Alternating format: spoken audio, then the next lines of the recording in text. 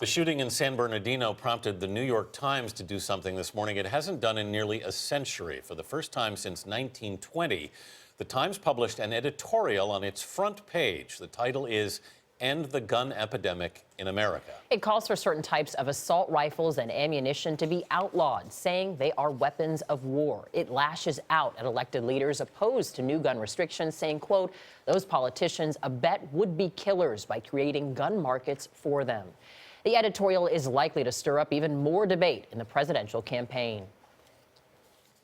And so folks in the media think you should not be discussing Second Amendment rights in the wake of a terror attack. You don't stop bad guys by taking away our guns. Texas Senator Ted Cruz refused to back down on his support of gun rights while campaigning at an Iowa firing range on Friday. This week, Rubio and Cruz voted to block a Senate bill that would expand background checks on gun purchases. In today's editorial, the New York Times chastises the vote, saying elected leaders, quote, distract us with arguments about the word terrorism, and that shootings like San Bernardino, Sandy Hook, and the Colorado movie theater are all in their own ways acts of terrorism. Democrat Hillary Clinton took the Senate to task during a campaign event. I gotta tell you, if you're too dangerous to fly in America, you are too dangerous to buy a gun in America, in my opinion.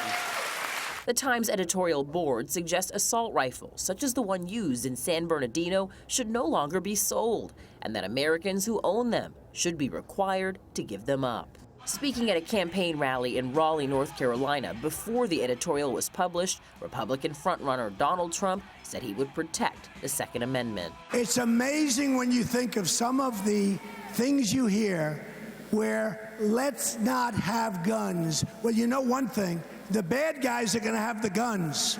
The bad guys are going to have the guns.